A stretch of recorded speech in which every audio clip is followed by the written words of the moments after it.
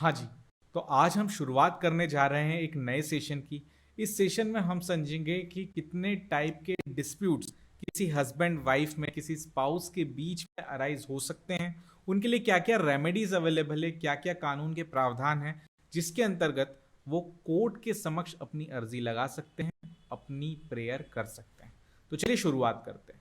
सबसे पहले देखेंगे कि किस टाइप के डिस्प्यूट्स हस्बैंड एंड वाइफ के बीच में अराइज होते हैं, है ना। क्या क्या मसले होते हैं जिनको लेकर के केसेस फाइल किए जा सकते हैं।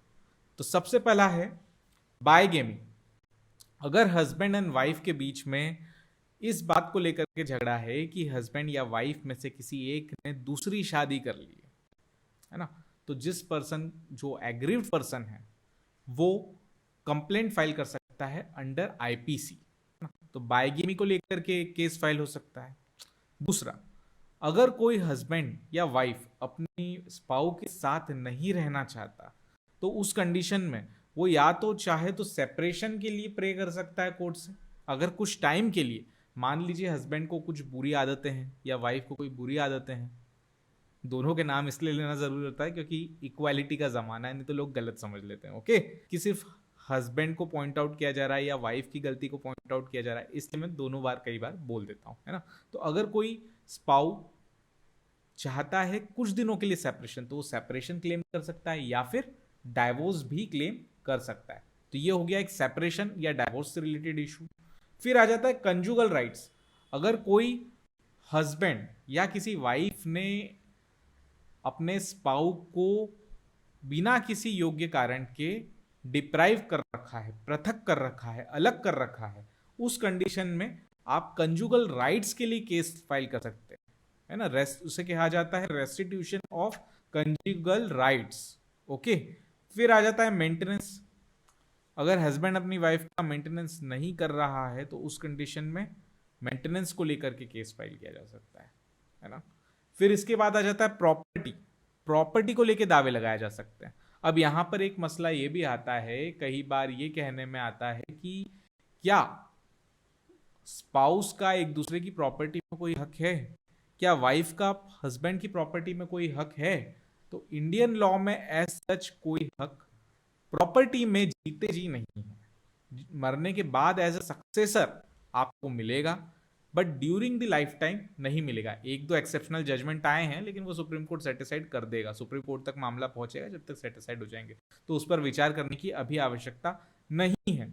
लेकिन फिर आप कहेंगे कि किस तरीके के हो सकते हैं ये प्रॉपर्टी डिस्प्यूट। तो ये प्रॉपर्टी डिस्प्यूट ऐसे तरीके के हो सकते हैं कि मान लीजिए हस्बैंड ने वाइफ के नाम से कोई प्रॉपर्टी खरीद ली। क्यों खरीदी? Not out of love and affection, सिर्फ लव एंड अफेक्शन के कारण वाइफ के नाम से नहीं खरीदी, बल्कि रीजन ये भी था कि वाइफ के नाम से प्रॉपर्टी खरीदने पर टैक्सेशन में छूट मिल रही थी, स्टैम्प ड्यूटी कम लग रही थी। अगर इन कारणों से खरीदा है और बाद में वो चाहता है कि ये प्रॉपर्टी मेरे नामे की जाए, तो इस तरीके के डिस्प्यूट्स, ये भी प्रॉपर्टी डिस्प्यूट मैट्रिमोनियल रिलेशन से अराइज हुए हैं। तो ये सारे केसेस भी हस्बैंड वाइफ के बीच में रहते हैं। आपने इसके बारे में कम सुना होगा लेकिन रहते हैं।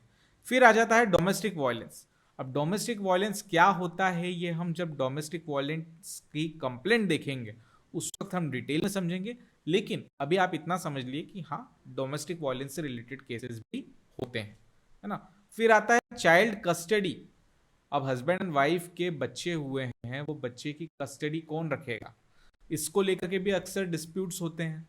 तो इन डिस्प्यूट्स को लेकर के भी केस फाइल किए जा सकते हैं। इसके लिए बहुत सी रेमेडी है। डोमेस्टिक वायलेंस एक्ट के अंतर्गत भी जो है रेमेडी अवेलेबल है। इसके अलावा और भी एक दो लॉज हैं जिसके अंदर रेमेडी अवेलेबल है, जिन्हें हम डिटेल में बाद में समझेंगे।